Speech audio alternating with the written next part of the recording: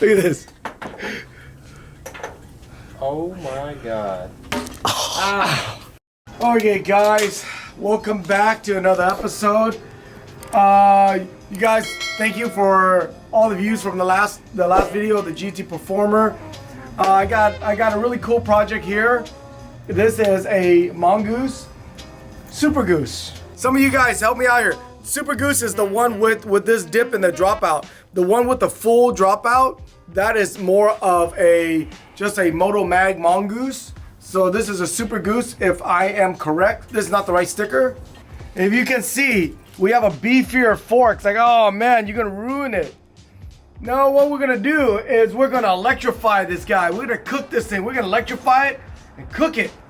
So we're gonna put an electric motor on it, but we're still gonna have the old school accents on it. So some of you guys right now are like, oh man, just like big old cringe. You guys are buying, but then some of you guys are like, oh, you know, that's actually pretty sick because we are a little bit older and we want to have the style, but we just don't have the legs, you know? And some of you guys are like, yeah, I know, I can feel it. So guys, sit down, relax, grab yourself a brewski, grab one for me, and yeah, your boy's got shoes on again. It's been getting cold, man. Throw on some good Rant seal bearing bottom bracket. You guys know I get all blush whenever we're talking about grass, the grass. This grease right here is not just for installing, but also to keep it from rusting together, the corrosion.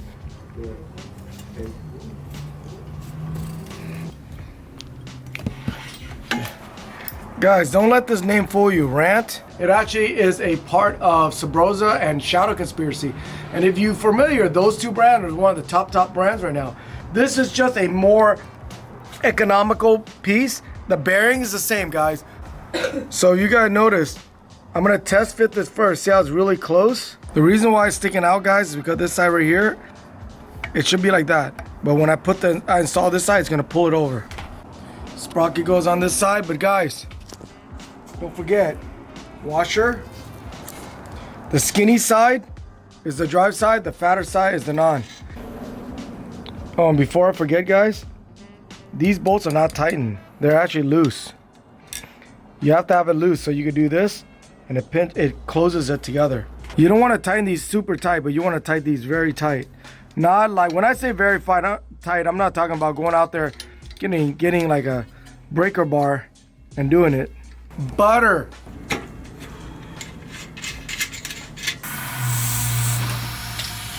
For this system right here, switch, the axle is a little bit bigger than 3/8, so we have to file this thing out a little bit. Just a little bit, guys. And the axle is slotted in. See it? And how I did that was that we squeeze a little washer right in there, and then on this side right here, we removed the disc bolts, the bracket for it, because we're not using a disc, and that made it clear. It's all good. Okay, on to the next, the seat and seat posts. This is actually S&M. I don't know about you guys, but the Serape seat, the thing I like about them is that this one right here, you're not gonna be able to find another design. I wish Odyssey would bring this back in the Pivotal, but yeah, dude, you know, it looks good. We got Animal. And keep in mind, we're not trying to keep this thing super like retro and original. You know, we already got the frame and some of the parts. Reason why the customer is choosing to go with the bigger pedals because it's a little bit more comfortable. And I mean, he spent a lot of money on the motor and the frame and all that. There's no point of getting retro pedals. Maybe he'll do down the line, but I agree, this is nice. I've explained it in numerous amount of past videos. If you get confused on you want to know which one's the right pedal, notice how this pedal is italicized, I guess. See how it's skew forward? It's always going to face forward. If your pedal is on this side and see how it's facing back, it's wrong. Also, the other thing is, you see how this one has these lines right here? This one doesn't. The one with the lines, usually the left side. Shadow chain, guys. I know some of you guys want to keep the old school stuff and use Izumi, the KMC, the Shimano, but you know what? If you ever get on the half link game, it's a game changer. I know it's not old school, but how smooth it rolls, you can't beat it. And you know what? It looks really cool. Shadow Conspiracy. There's a couple other companies out there that makes it. But the shadow one is the one the customer wants. That's what they get. Hold the chain down so it doesn't move. Don't go all the way out. Put one link in, hold it down. Now go in all the way and it's gonna stop. You gotta make sure that plate right there is straight. It's not. So I'm gonna wiggle it a little bit. There it goes. See? Once you just turn it a little bit, it'll pop right in. It's on here. Instagram should pop up and you'll be able to like attach a photo right there. Okay, bro. Yeah. Ever since you've been doing this whole YouTube thing, it's awesome that people call, but it's like they're like 2,000 miles away. He's like, yo, I got a dyno. And I'm like, what do you want to, do you want to like take a road trip or? If you want us to build your bike, I'm mailing it to you. Here's money. And don't be like, hey, you want to buy my dyno? I'm in Kentucky. You want to sell us something? Customer is giving us a really good offer on a old school purple dyno. I think that's the first gen. That means in Kentucky, guys. What are we gonna do? Fly us out. I mean, I appreciate it. We appreciate it. But our hands are tied. I like my hands being tied, but if you got red panties on, then let's talk. Some Colt grips. Well, that's gonna be photoshopped so bad. I've been doing it my whole life, guys. I used to go to the gas station, my local gas station, and ask to borrow the air. And they're like, why? And I just put it on. Those guys are like, oh, wow, it's pretty cool. But a lot of people, for some reason, they never really seen it. Let me see if I can do this. Ethan, let's see if I can do this. Look at this. Oh my God. Wow, you got a weak head. Oh, It's not moving. Dude, that was solid. God. Why are you trying this? I'm just gonna use a hammer. There you go. All right, so I did all that I can. I'm gonna let this guy do the electric. You know what? Here's a fun fact for you guys. I'm terrified of electricity. I got shocked when I was young, hence the hair. That's shocking. I haven't been traumatized yet. Basically, this is like a bolt-on kit, right? You take your lunchbox, and it's got a battery, and it clips into this. Yeah. And it hangs on your handlebars. Right there. Seems kind of heavy, but we're gonna see. I think it'll be worth it. We're gonna put on these little rubber squisher adapter things. Very good name. Very Yep. good name. And then this has a big old clamp on it. A drain pipe? This is gonna hook on perfectly. Well, the one that curves. Like that. So we're gonna bolt this on. We're gonna go slow for this one. Yeah. We got the mount pretty solid. It's not turning anymore. So we're gonna put the lunchbox on and see how it feels. So we got it on. We routed this thing here, and then look it's right by the motor. You just plug it in. I'm gonna wait till everything's all good to plug it all in though. So let's move on to the pedal sensor, which you see here. I've already got it hanging here. It's kind of ghetto. It clips apart around the bearings, well, around the spacers. There we go. Seems solid, right? Yep, that's good. So it goes in and then you zip tie it to your crank arm right here. There we go.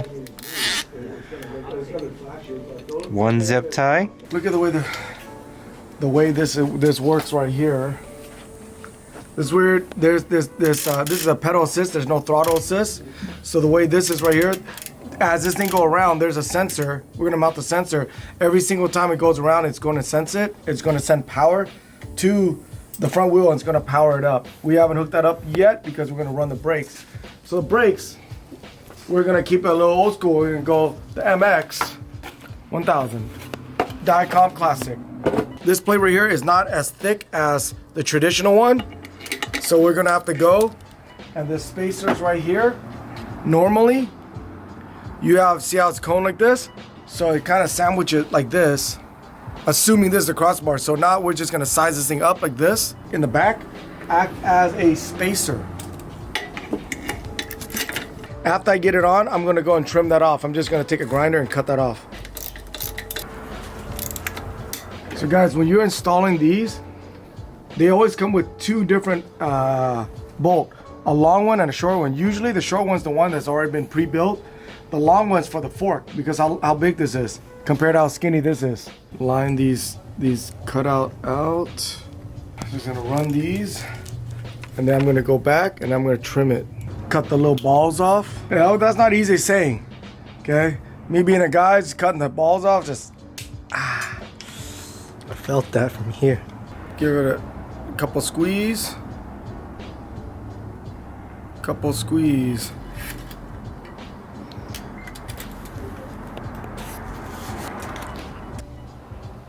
Squeeze it.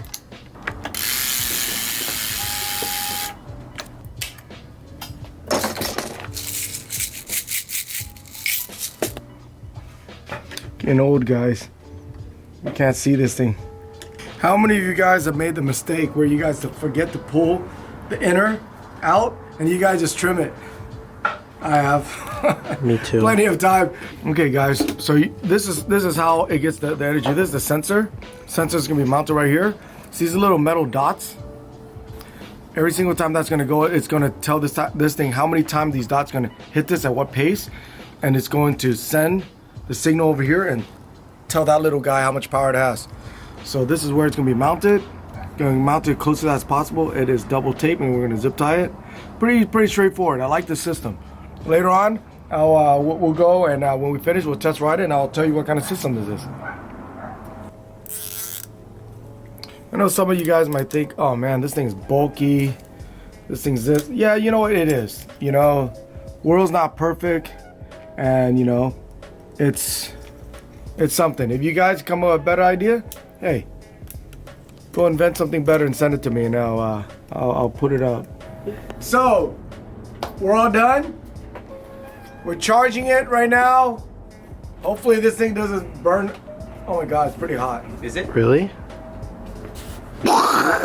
So it's pretty cool. Look at the way I route this. After it's done, I think I'm gonna redo it. I'm gonna redo this wire. I'm gonna run it along this white one. I'm gonna run the power along that just to make it a little bit more cleaner. But for now, I just wanted to get everything together, make sure it's okay. There we have it. The early year Mongoose, actually Super Goose, electrified out. So it's a brand called Switch. Hey Switch, why don't you hook us up with something for shouting you out, all right? Give us something so we can make a project out of a bunch of bikes. Very simple kit, batteries right here. It's pedal assist with this doohickey, so there's no throttle. I like it. Front wheel drive. I really like to figure out how to make it rear wheel drive. I was thinking of using the disc mount right here. Put a fixed gear on it, put it in the back, and then use a trials crank that has a freewheel on it. But that's somewhere down the road. We got the Redline Flights, S&M saw blade. There's a couple of new school stuff that he put on here, like the pedals. It's a little on the heavy side. In the front, I would say it's about 35 pounds. Not bad. Let's take it outside and give this thing a rip. Let's turn this puppy on right here. Hold. Look at all the light. All right, guys. Wish me luck. Whoa! Whoa! Look at that. Who said these brakes sucks? Huh? We'll give it a try.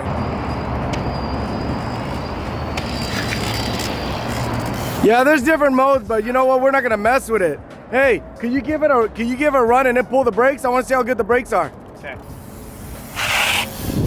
Oh wow, those brakes suck. No, guys, those are the stock. Oh, see, look at that in the front wheel. Look at these cheap brake pads, guys. It's not the brakes, it's the tuner. Okay, guys, this build right here actually took us a couple days because of the wiring and all that kind of stuff, but it was really fun. I really like it. I could see us doing other stuff like this with some like a Hutch, a GT Performer. Guys, if anybody got any idea like that, shoot it to us. Hold on, let me go to speed mode. Ready?